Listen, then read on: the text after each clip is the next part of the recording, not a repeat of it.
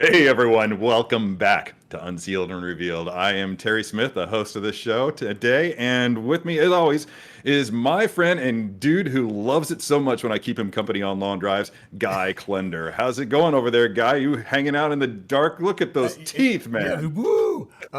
Day glow. Just had those Yeah, installed. Just put the uh, batteries in them. cool. I love it. It's going great. This is a really fun figure. I love what they're doing with the neon tech. I like when there's kind of a artist interpretation of figures, and this is a fantastic one. I think you're really going to dig it. Me too, man. Me too. I've been looking forward to this one ever since they told us that we had it coming down the pipe.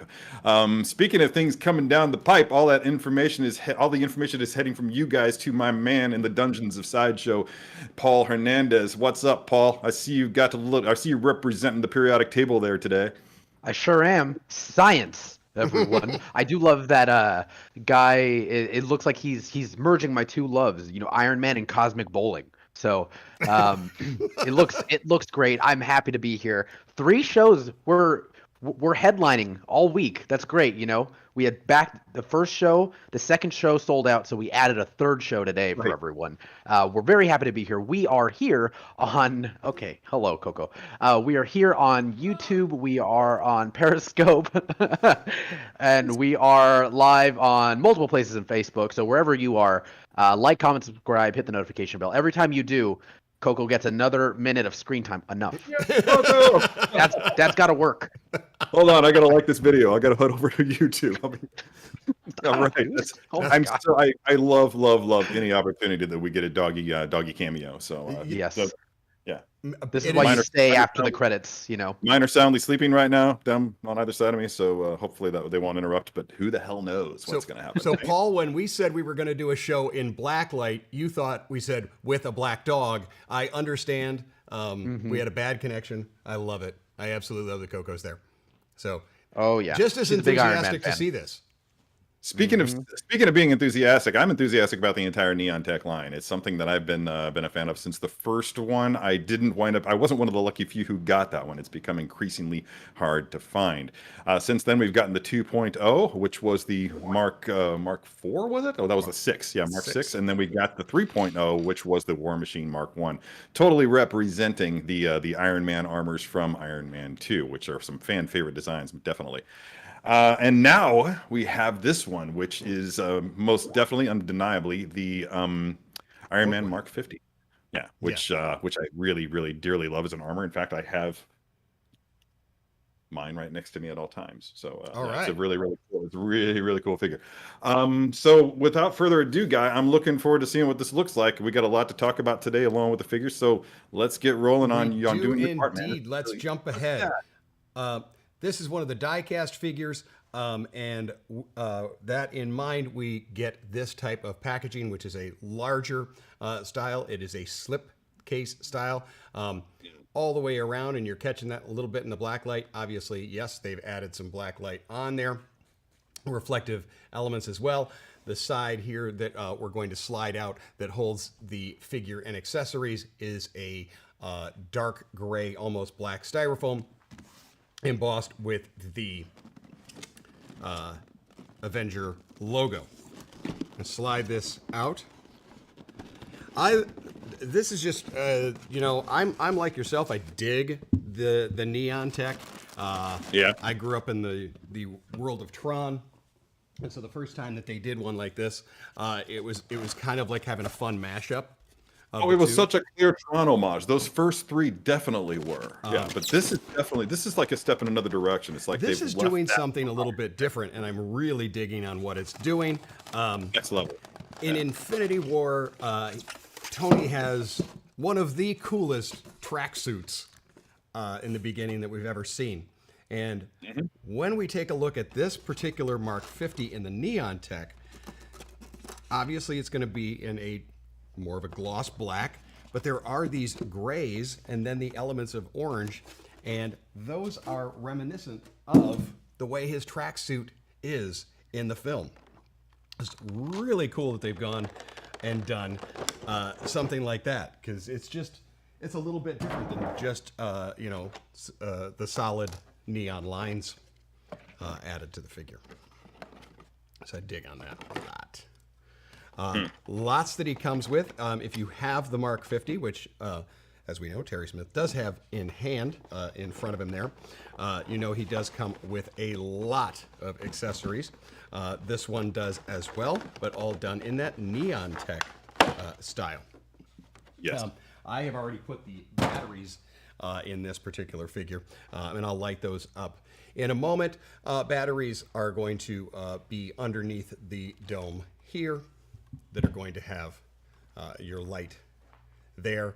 You, of course, have the one in the chest and then on the arm. The Mark 50 is a little different in its design. If you have some of the other figures that'll light up, this one here, the batteries are going to be in that bicep area, but actually the on and off switch is underneath here in the underarm area. So it's a little 2 points that you have to do on that, but it's absolutely fine. Then on the back, we'll remove that panel to light up. That panel also will remove to give us the wings, and look at that in those black light. And neat. Yeah, dude. Very, very cool. And we do have some pretty neat new blacklight pieces here in the studio that we are going to light up later on to really show that off. There's the two little flaps in the back, because you can't have an Iron Man figure without flaps. And I dig that he's got just the two little ones. You and I are a big fan of the 50. The sleek quality of it as well is really, really different. Why don't I pop up a little uplight on there so we can kind of show off a hint of the way the gray What's up, light? is on there. Why don't we do a quick head to toe on this figure? As with all figures, please make sure you're reading the instructions. Number one, this is going to tell you where you're going to put the batteries and things like that. It's going to give you range of motion. It's also going to tell you how you can swap out panels and parts and things like that. It's always good to read those, even for those that have played with a lot of these. So I just love it. This really has that sleek suit line. This is my favorite now of the Neon Tech. I've liked them all, but I think I like this one the most. Like our other Iron Man figures, we do have a removable chest panel there. Okay, and I will be lighting this up later, but you do have that as well. Not any battle damage. He doesn't get battle damaged as a Neon Tech, which is nice. So, I know you two have a few things coming up to tell us about tomorrow as well as next week. So I'm going to let you tell the fun stuff while I just kind of turn on batteries and things like that. No. Yeah, let's go ahead. You go ahead and do those menial tasks that you have to perform before we actually get into the nitty gritty. Yeah. Are you implying that batteries are not fun? I know one of the most frequent questions we get when we do any of these figures is, are the batteries difficult? Are they a pain in the rear like they were on my such and such and things like that? So I'm not exactly sure it's something anybody ever cares to really watch, if that is Entice Television. You do have light up on the leg as well. I'm going to turn those lights up so you can see that. That is in this panel here that will remove. Okay. You will have your little kit that it comes with. I know Terry and myself and others often kind of have our own kits as far as screwdrivers and tweezers and things like that. But Hot Toys is very nice in this little kit that it gives you there, that it gives you a little tiny screwdriver. It gives you a little pair of tweezers as well as all the batteries that you're going to need.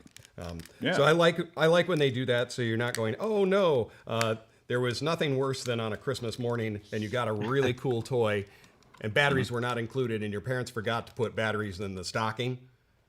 I always knew I was going to get it. I don't know about you. I always knew I was going to get a really cool Christmas toy that did stuff when, okay, and at least in my family, we opened up the stockings first and then, yay, it's socks. Yay. But oh boy, batteries, you knew something was coming. I remember the first time that I got underwear for Christmas in the big cousin exchange. There was always there were two families that would get together, and there was boy girl, and my cousins were there was a brother sister duo, and my sister and I were there, and we were all unwrapping. And my cousin got like I think he got like Def Leppard's Pyromania on vinyl, and my sister and a friend and his sister each got something really cool, toy related. And I opened up my package, and it was legitimately Fruit of the Loom underwear, and I was just like, and my mom talked about it to the day that she died. It was legitimately, I was crestfallen, like the very picture of crestfallen. Seriously? Yeah. Well, let me go play with these right now. Exactly. Yeah, I still have a family story very similarly when I was like 7. Yeah. My mom told everyone like, "Hey, don't worry about getting Paul toys. We'll get him toys, but he needs clothes, he needs jackets, he needs all this other stuff." Because I was a terror with stuff. I played sports, so like everything was messy. So for my whole birthday, I got like one toy as a 7-year-old. I'm still bitter about it. I still will not let anyone. Yeah. I'm forgiven a person. But I think speaking that's of reasonable. speaking of segues, Terry, let's let Guy do Yeah, that, and we've got by some all stuff to talk means. about. Yeah. Yeah. So Let's. Oh, you go first, man, because yours is coming up before mine is. So let's yeah, talk about tomorrow. look at us, Terry, coffee Mhm. drinking. We should have timed that better. Yeah. So we tomorrow we have the Day of Night, which is a celebration of the brand new novel in the Court of the Dead universe. This is one of the first very readily available pieces of lore that has been written, and it has gone through and passed through the mind of Tom Gilliland, and it's Tom Gilliland approved. All-taker approved, I should say, and it'll be available, I believe, tomorrow. And we are going to be celebrating it with some incredible interviews. We're going to have Tom Gilliland showcasing a very particular sixth scale that you guys all saw from the Incredible 3-0. So it is a celebration of Demothyle, and the book is Demothyle: The Rise of the Reaper General. So that starts tomorrow at 9. We are going to have Andrew Lore Seco, as I like to call him.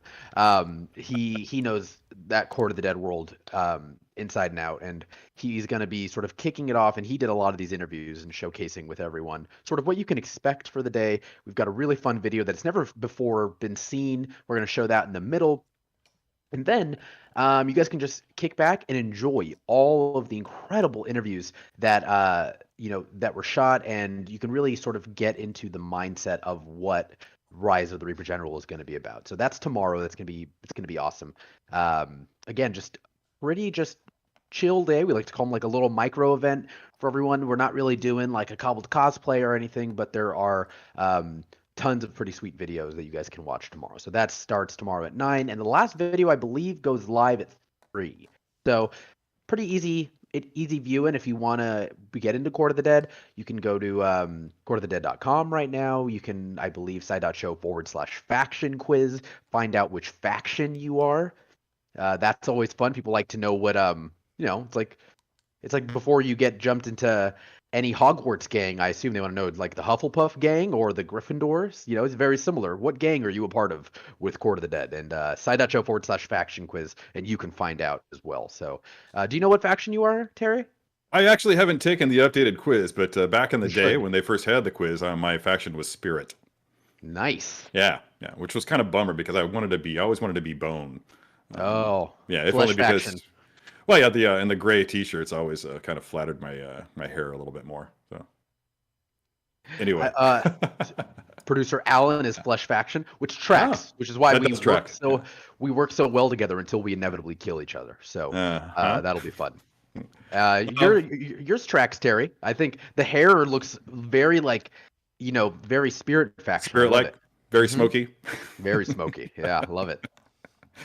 Well, on my part, we have it's pretty exciting next week because we are going to have a twofer at this point in the Unsealed and Revealed world. We're going to be doing unsealing and revealing the Snake Eyes 6th scale figure by 3-0, which I'm really looking forward to. I got an up close look at some of the photos of it yesterday, and I'm pretty excited about playing with that figure with Guy remotely. What are we calling it? Posing by proxy. Yeah, that's the new hashtag that's coming. And I just learned this morning that Wednesday's Unsealed and Revealed is going to be featuring the King Ezekiel figure.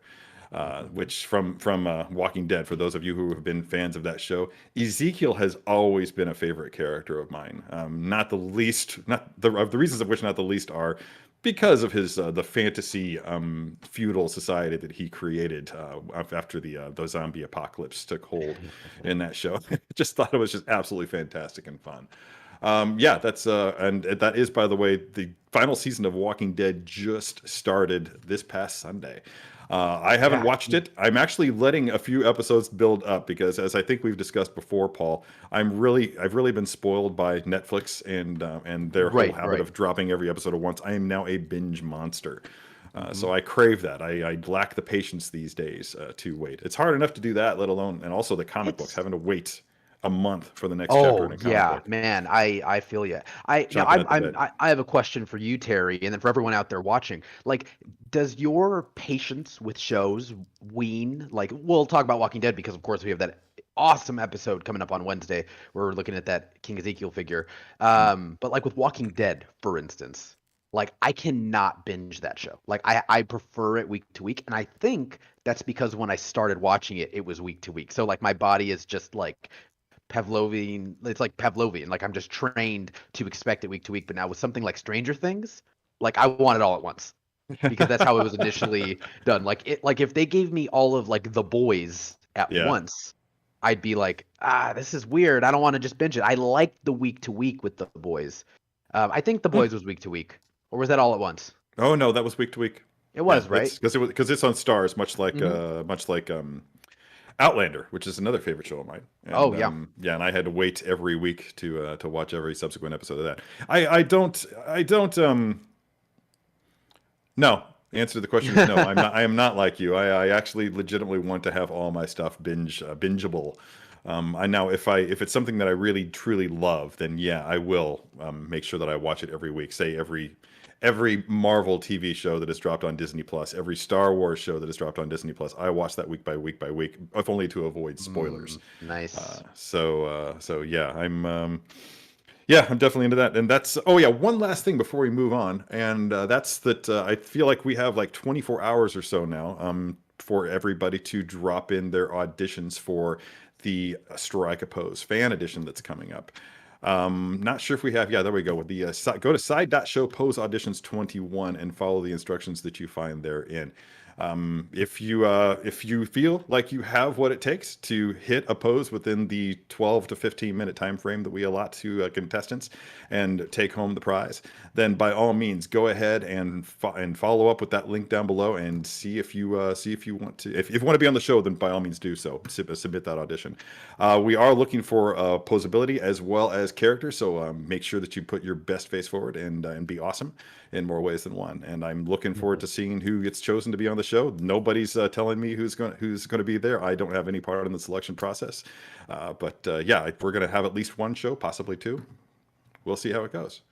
Terry, you're the Uh, talent. Don't worry yeah. about it. We'll take care of it. I'm fine with that. It's hard for me to do it from over here anyway. It's a lot easier for people to actually be in the same room and make these choices, and for me to just be surprised, much as I'm surprised by our guest reveal.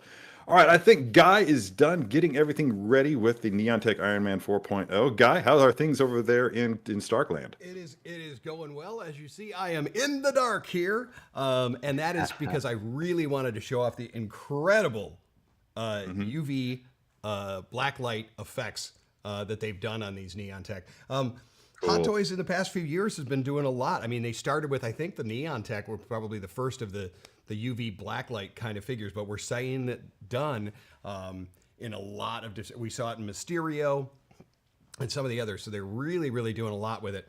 And so this is great. So we've got some larger paneled lights that we did because I didn't want you to keep seeing me with a little flashlight in front of the figure the whole time. I kind of wanted to light it all up all at once. Now he also has all of the light effects going on. You do have 3 batteries in each of the side of the legs, and those will turn on the front ones there. The one in the back is going to turn on that main chest light, as well as the ones up here on the neck and down below, and all 6 Yeah. of those on the back, which are really neat. I love that there just became more and more lights. You look at the 3 and you got kind of the palms, the chest, and the eyes. And now, boy, they're all over the place. I really dig. We've talked about this before, Guy. How in my own collection, I typically just, I don't want to say avoid, but I elect not to use the light up features in my Iron Man figures. It's because unless I'm doing photography with them, then I'll bring the batteries in and I'll light up the figures. But typically, when I'm displaying them, I don't bother because I never really take the time to turn them on. But I don't think that they're essential. But I have to take exception to that when we're talking about the neon tech. As you can see right here, having those lights on, in addition to the glowing effect of the neon paint, really accentuates everything about that figure, from its shape, its silhouette, to the pattern on the neon. I love it. It really pops. I think this is some of the neatest line style that we've seen. And again, that idea, that throwback to that tracksuit that was this black and gunmetal gray and hints of orange that were in that. I didn't see that right off the bat when we first were looking at the figure, and then it was like, hey, wait a second, that's a unique homage to it. So wow, just so much going on with this guy here. So those are your light up features. You do have, as far as our accessories, we talked about the wings. And these babies here, when you put those on the back, just a quick swap out. Well, do that with a little more light on so you can see. I mean, it's no longer a unique feature since the advent of the Mark 85, but it was the wings were brand new and really added an element. When we saw them there, and with the highlights of those lines in the UV are great. We also have the unique kind of claw blaster. I call it the claw blaster, but I'm not sure if it has an actual name. Perhaps somebody who does know Stark Tech a little better than myself would. I call it the Moray. Oh, there you go. You do have the snap-on hand cannon one as well, also done in that. The wrist blaster. The blades. And on this one here, slightly different than what we saw with the Mark 50, is these are done in a translucent. So as you can see, when I go closer to the figure, you actually see through the blade aspect. So that's fantastic. That's a new little neat technique. And as another see-through is going to be the shield. Okay. Mm-hmm. That's freaking beautiful. It is, isn't it? On the back of the shield, you do have a little foam bit there that you can push the hand into. So I know that I have a feeling. That's interesting. He wants me to use that. That's interesting. That's new. That's not the way that's a little different than what we 50. saw before. So I think at this point here, and we'll blacklight later on. Again, we're going to turn on some more ambient style light here and give us some. So if we take a close-up look there at the shield, again, as I said, it is translucent, but that is the attachment this time here. And the way in which it's done, it's a little circle there, and it has foam. So when you place the hand in. Okay, so you got some cushion there. Yep. So you don't have to worry about it damaging the hand or it damaging the shield. So that's very nice. Well, I can't wait to see what you're going to do with that. Exactly. I wish I had and you a also shield. have the dynamic stand with the neon tech down there as well. Okay. I did show the fist that I used for the shield. These are an open hand one.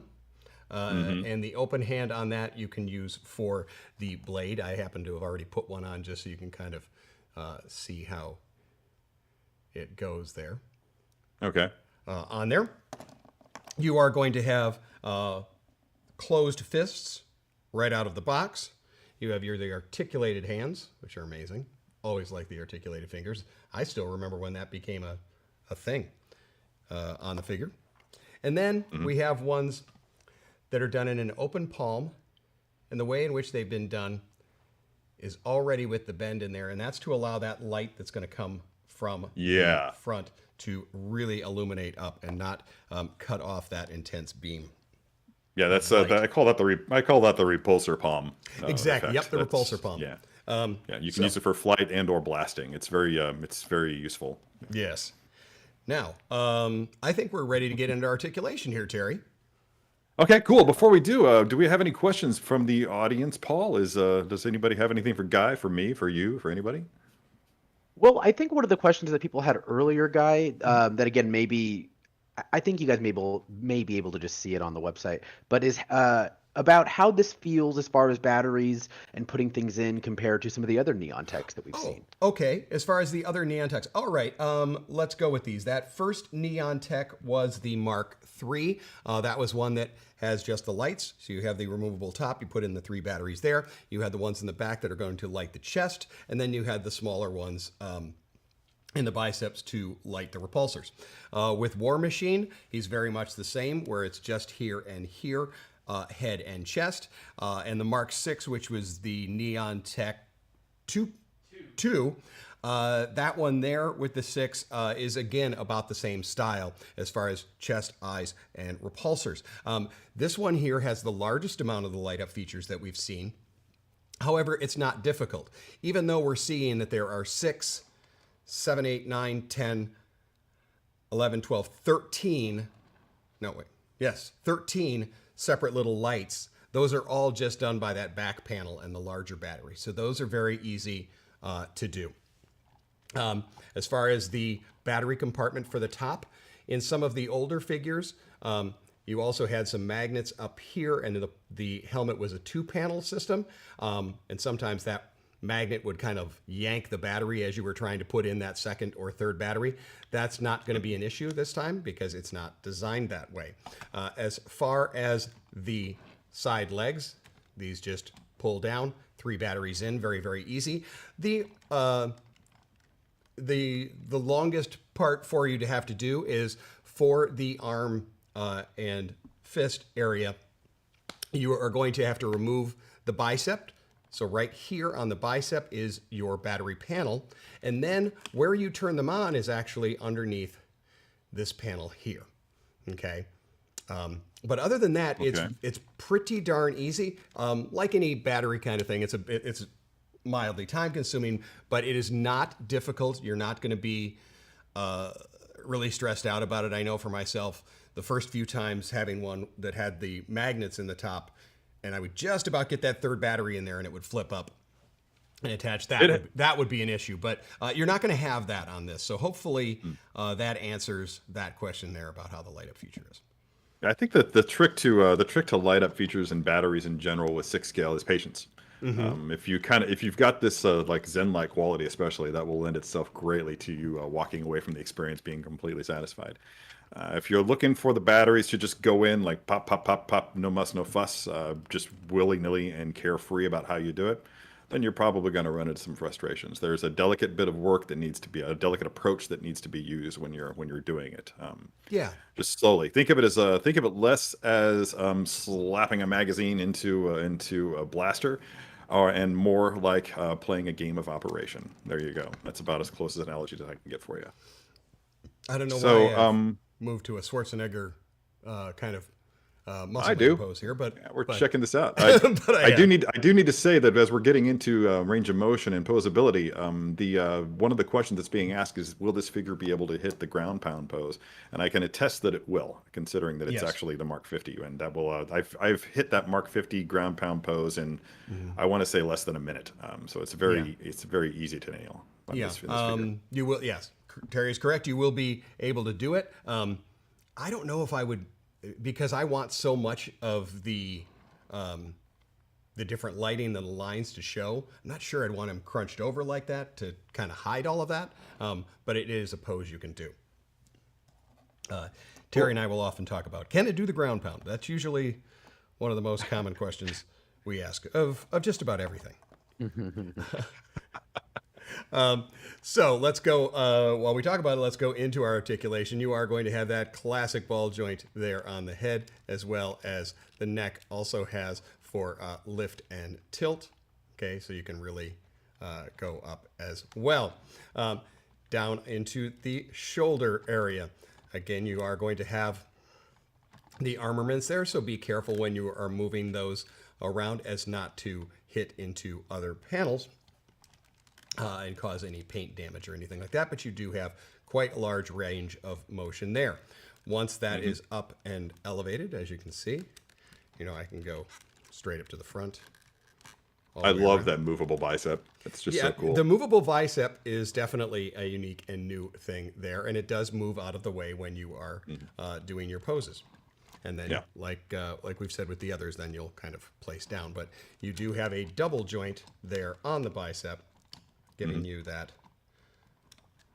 I know we've talked about this in the past with the Mark 50, or at least I have on Strike, on not Strike a Pose, but on How to Be a Poser. But the challenges inherent in this armor for Hot Toys while bringing it to the table were huge, and their ability Yes. to deliver, it speaks volumes for their prowess, for their engineering prowess, because this armor being what it was, basically nanotechnology, and therefore more streamlined, there were less obvious mechanical breakaway points, or fewer obvious mechanical breakaway points than there were in previous incarnations of the Iron Man armors. The fact that they were able to do things like that bicep lift, which is not something that the armor did in the movies, but is a trick that they use in order to fake that, Exactly. and give you that range of motion that you require. But please continue. It is amazing to be able to get that sleek look, and that just, as you said, says a lot. Back to where we are, we've got a double cut on that, so you're going to be able to move quite a bit. We now come to one of the most important parts in any figure, and that is the Terry trunk twist. What? Yes. On these Iron Man figures, as you can see there, they're in the midsection. You are able to lift and turn. This gives you the ability to, the first time they ever did that was in order to be able to do the ground pound that we talked about. But allows you to get a lot more motion, a lot more front and back tilt. All right. Now you have cool. this That's little awesome. panel here. I'm going to turn to the side and kind of step out of the way so the black I'm wearing doesn't show as much, but you do have that panel. Be careful with it. Okay, you don't want to snap that off, but the nice part is that allows you to keep that sleek line that Terry was just now talking about. I'm going to raise the arms up so we can show off the leg and hip joints. All right, so let's take a quick close up here. In our leg and hip joints, what they've done with these is give you that flap that'll lift up. The reason that lifts up is so you can drop the leg down. It does have 2 additional drop down click points. And so when I'm going further, I'm not going to snap and break or damage this and all. I can move it out of the way. Again, part of that engineering that's not obvious in the character itself on screen, but brought it to the table for this. Something that they learned from previous incarnations of the armor, surely. But it's you know what? yeah, and also very delicate. So don't manhandle. If you get this figure, when you get this figure, don't manhandle it. I mean, you have to be very delicate with bits like this, because they are small and they are plastic. They are sturdy for what they are, but if you're not careful, then you could cause some damage. I like the new word plastical. Did I just say plastical? Plastical. Yeah, sure did. Awesome. Fantastical plastical right here in the studio. So next up, when we talked about the hip, as I said, that does drop down. You are going to be able to twist thigh. All right. Then the very important double on the knee which joint, leads directly which allows us to into... take a look at... Bring it. Tread watch. Bam. I think I nailed it that time. I think I got my timing. You did. That was beautiful. All right, and again, in that glossy black, but you do see the little repulsor ray down in there. This particular Mark 50 or Neon Tech boot really has a lot of unique articulation. Not only do you have the toe there, but talked about that sleek design on it. When I turn it down here, that the little flap here on the front, on the top, and then on the back, all of these are able to move so I can keep that slick line going. In fact, the foot actually drops down a little as well to give you even more. So great articulation there. The Mark 50 having some of the most articulation we've seen in the Iron Man. It was neat that you talked about that the engineering that Hot Toys keeps learning with each of these. And it is kind of neat when you say, well, Tony kept learning and kept reinventing the suits. And then, of course, we're reinventing the toy each time, too. So, all right. Go back to formula. Exactly. Back to formula, boys. And I dig that. So, Terry. All right. We can start playing. Yeah? All right. I love to play. I've been ordered. You've been ordered? Uh-oh. Yeah, I've been directed, let's say, by producer Alan to, I don't know, let's... Tell me to stop talking? let's do something. New and unique first. So I think that what we're going to need is a shield and the sword, the double-bladed sword.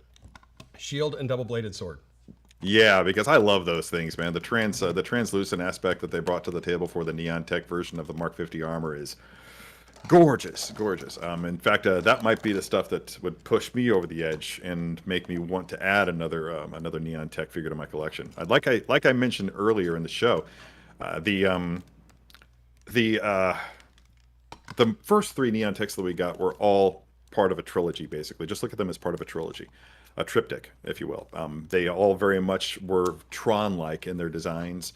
Just very basic, just black, and in the War Machine, in the case of the War Machine, different textures of black, different sheens of black, and of course a specific color. So you had 3 different colors that looked like the 3 different colors in the Tron films.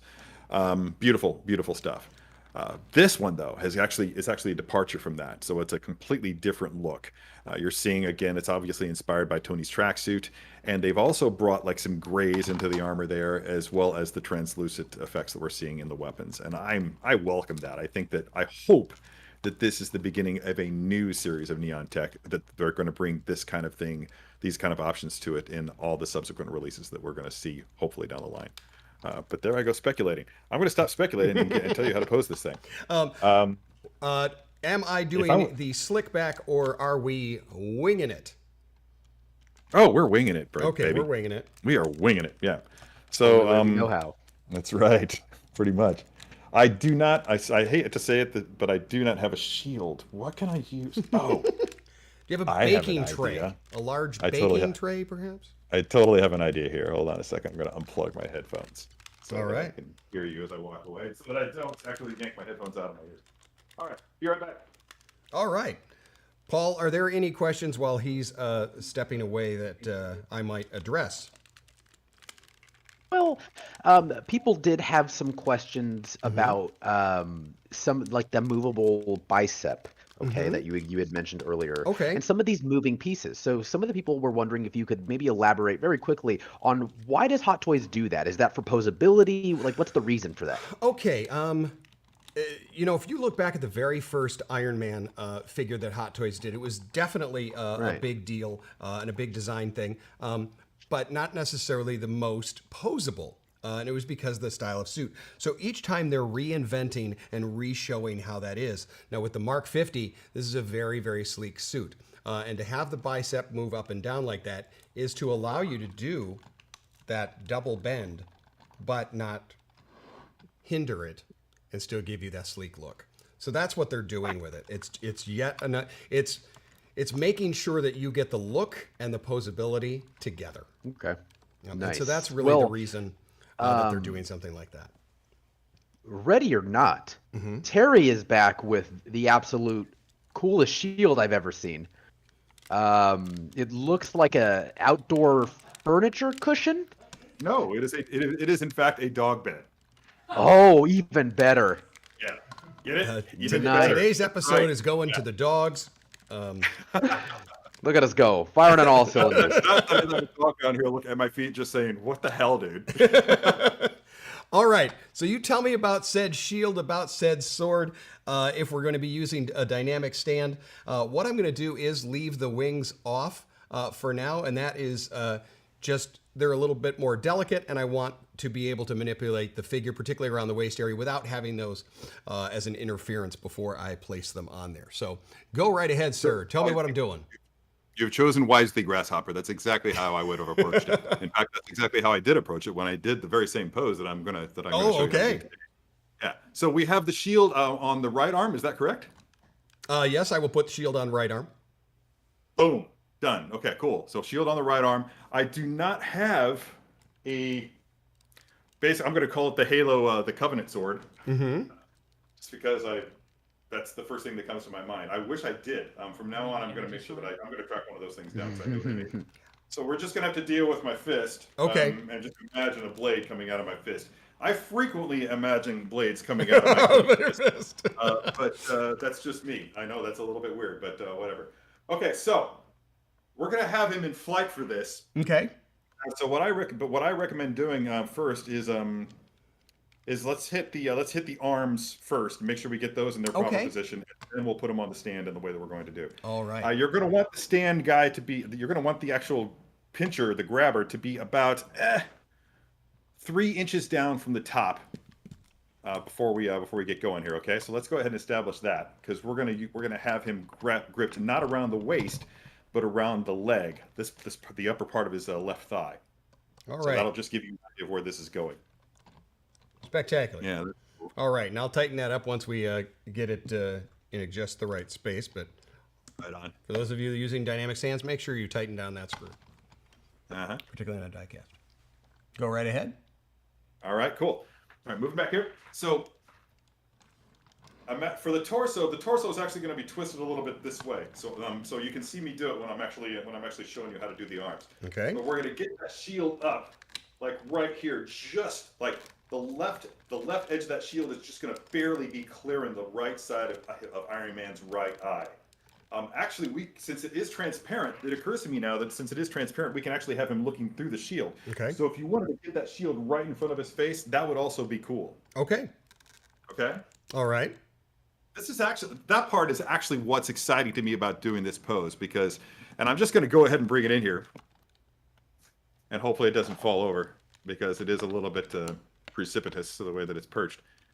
But I've done this pose that I'm about to show right here, and this is what we're going to try to replicate. But as you can see, I couldn't put the shield directly in front of his face because it is not transparent. So this excites me. Okay. All right. So shield up here, Shield up. and of course you got the torso twist here. Mm-hmm. And the blade is going to be back, so the arm is going to be kind of like at this angle. Okay. All right, and you can see how my torso is kind of leaning back, and my head is going to be then the head is going to be looking right. The eyes are going to be looking right through the shield. Okay. And you see that there's just like a little bit of an S formed from the tip of my hand down here, going up through my arm, through this arm, and then up to where my fist is at the top. Yes. Got it? Got it. Bye-bye, doggy. Go back to your bed. Thank you. All right. My dogs are so helpful. Okay. So supportive All right. of what I do. They didn't get that from their mommy.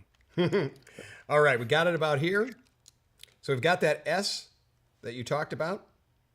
Yeah. And once I got it kind of on stand, I'm going to then do the push the shield to hold it. Again, this being a different, more of a tension hold on there. Okay. I want to have that up when I get the opportunity.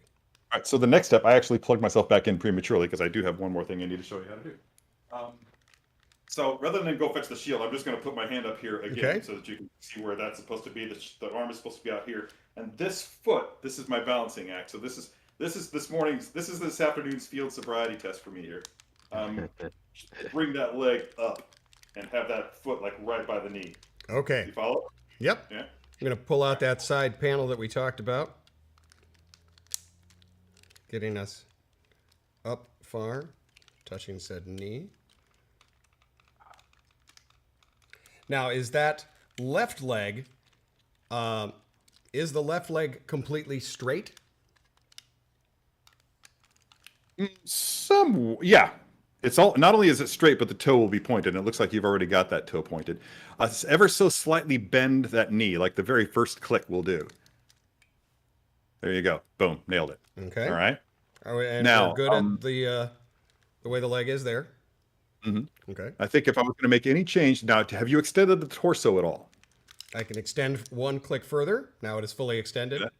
Okay, now let's bend that back at the very bottom point of articulation on the torso. Bend that back a little bit, and at the top, uppermost part of the torso, crunch it forward. Do a little bit of an ab crunch. So I'm extending the back, or I'm doing the crunch? Both. Wait. Here. Like this. Oh, hold back. Okay, so turn a little there. So you see how he kind of has his hips thrust forward? Okay. So hip Yeah, forward. and then the crunch happens. Yeah. Crunch happens. Turn. Boom, boom. All right. Boom, boom. Think I got that. I think get him in the stand and then All right, so here's where the balancing act begins, and you may Okay. have to make some minor tweaks to parts of the pose in order to make this balance happen. But we are Okay. going to wrap that claw around his upper left thigh, and let's see how that does. Because that Let's again, in there this is like going to be so. this is going to be a balancing act. Now I'll bend back a little bit on the dynamic stand. Yes. That's exactly something I forgot to point out. What I wound up doing was I bent the stand forward and then at the base and then bent it back at the. I'll just bring the stand in so you can see the angle that I had it at. Let's see. Yeah, This there is we go. one of the most complex poses I think we've done. Yeah, so you can see how I've bent the stand forward there at the base, and that was just to get the center of gravity more into the middle of the stand for the figure. But then I bent it back, and you can see how that created a bit of an angle in the claw. And what that does is that gives Iron Man just a little bit more of a lean to the rear. My Iron Man figure just collided with my Boba Fett statue. So Would you be kind enough, because this is a really neat thing that we're doing here with the dynamic stand and talking about, would you be able to unclip the figure so I can just see how you've bent the stand itself? yeah, sure. Because the neat part about the dynamic stands, and they're kind of new to me, many, they've been around for a while, but really getting ultra dynamic in them. Okay, I'm going to bend this back a little bit so you can kind of see. Does that help? To give you a clear idea? Mm-hmm. If I can make that flat to the camera there, then It looks like al dente fettuccine. now I'm hungry. Thank you, Paul. Thanks, Paul. Thank you, Paul. Happy to help everyone. That's what I'm here for. Did I just hear Sam? Did I hear Sam say much the same thing just now? Yes. Yeah. Okay. Yes, we have many a hungry individual now. Bro, I'm Italian. You say pasta, I say how much. Yeah. So again, now just to let you know just so you can tell how delicate this is, I'm having to readjust the balance of the figure, in order to make it work. It's actually kind of gone all akimbo since I tried to put it back on after taking it off briefly. Is that a la Kimbo? Is that how you order that pasta? No dad humor is better than Guy's dad humor. Seriously, the best dad humor on the market. Yeah, I relinquish my title to you, sir. All right, Not sir, that I title. want to find out if this is about what we're talking. A little bit too far. Actually, no, I think that's okay. We can make that work, and let's go ahead and get the shield on there just to see if that's if that's a pretty extreme angle to the back. It's leaning a little bit, quite a bit further back than the way that I had it, but that can work. We'll just have to make it work by adjusting the sword arm a little bit. But we'll see what the shield looks like when you get it up there. And I'm thinking we are going to have to adjust. Oh yeah, that's really, really cool. Okay, so here's what I would do. You can see how you have the shield straight up and down, basically in line with his body. In order for this to work and look better, I think we're gonna have to turn it, just to rotate it just a little bit so that it's at an angle.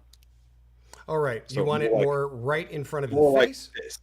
Yeah, Oh, just a little bit more of an angle, like not quite 45 degrees.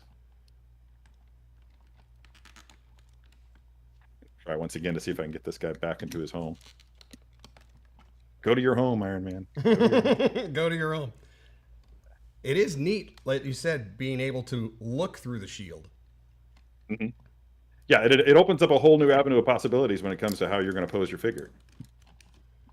And why is this not weird? He is gosh darn neat. All right, yeah, that's done. Yeah, very, very cool. Talk about a bit of presence on the shelf there. All right, so that's cool. Yeah, just make. I would straighten out that arm with a sword just a little bit. Straighten it, I think. turning. Yeah. Okay. Yeah, that should do it. I see what I like about it, and I would actually rotate that shield so that it's that's rotate it like swivel it on his hand so that it's yeah. Right now it looks like it's really in a weird position relative to the face. We want the shield to be looking the same direction that the face is looking. If that makes any sense. Yeah. Yes, I kind of completely turned it to the side. Yeah. And it looks like it's leaning back even further. So let's try to straighten it up just a little bit. I think the weight is actually pulling down on the stand. Yep. Yeah. Gonna change the stand a little bit. And once you think you've got it stable, let me know. And I think you probably, if I know you, you've got some other figures there to bring into play. And I think maybe now we should. It looks like it's not going to work, is it? Well, I'm trying to do the trying to get a weight balance on here. You know what? This can take a little bit of a while. This can take a little bit of time to hit that balance, and we just may not have the time for that today. But I think everybody had a pretty clear idea of what I was trying to achieve there. It can be done, as I showed with my figure here. Yes. So you've seen Guy do it. You've seen mine. Feel free to take screen caps at that and play away with your figure because it's something that can be done. I'm hoping Guy, go ahead and just put that thing down into a static museum pose, holding that weapon and that shield, and we'll go ahead and bring out the other cool stuff. Just going to take this opportunity to remind everybody that we do have 2 shows at least next week that we know about. One is going to be of the Snake Eyes 6th scale figure by 3-0. One thing that's going to be playing pretty close to my heart because I am a big fan of Snake Eyes and have been for almost 40 years now. How old am I? God. And in addition to that, we'll be showing the King Ezekiel figure from I believe that's is that Asmus? 3-0. 3-0. That's also 3-0. Yeah. These guys just cannot be stopped. They are just between this, we've got G.I. Joe now. We've got all the amazing Transformers figures that they're coming out with. They are a force, an absolute force in the 6th scale world these days. Just really, really pleased with what they're churning out there. So we'll be doing the King Ezekiel from Walking Dead on Wednesday, and again, don't forget to drop your auditions for Strike a Pose at side.show/pose audition 21. That's looking forward to seeing what everybody does for that. Guy, how are we looking right there with your Iron Man army? His buddies? Yeah, I love those Mark 6 lasers, boy. Well, you got to kind of use the. Well, just look at the way that they play with the light, man. I mean, it's I remember having that on the table in photography, and you didn't even I didn't even have to try to make those things look good. Once the light hits them, they just glow all on their own. It's a really, really neat effect. Yeah, that's awesome. That's awesome. And you got the black light, cool. Thanks for stepping away there, Guy. Look how gorgeous those are together. See what I'm talking about? One Iron Man Neon Tech is impressive, but when you get more than one on the shelf, then you have a unique display with that black light to accentuate those great paint apps, then you've got something really, really special. It's eye-catching. Anybody who walks in the house and catches that is going to be like, whoa, what's that? And you have instant conversation. Beautiful. Nice. Okay. That was great. Yeah, they really do, don't they? Mm-hmm. Well, I hope everybody's enjoying this. Guy, thanks so much for bearing with my next level of my increased difficulty setting on the posing that we did, the posing by proxy today. Sorry that it didn't work out completely, but I know that if given another few minutes, we probably would have been able to pull that off. Thanks as well to Paul for fielding everything in the webosphere as he does ever so admirably every single time. And also thanks as always to everybody hanging out in the Sideshow studio, producer Julian, producer Alan, super producer Sam, producer Michael. We couldn't do it without you. Thanks so much for being there for us. And to all of you back home watching us today, thanks again for tuning in. We genuinely appreciate your support. Until next time, don't forget to let your geek side show. Bye, everyone. Adios.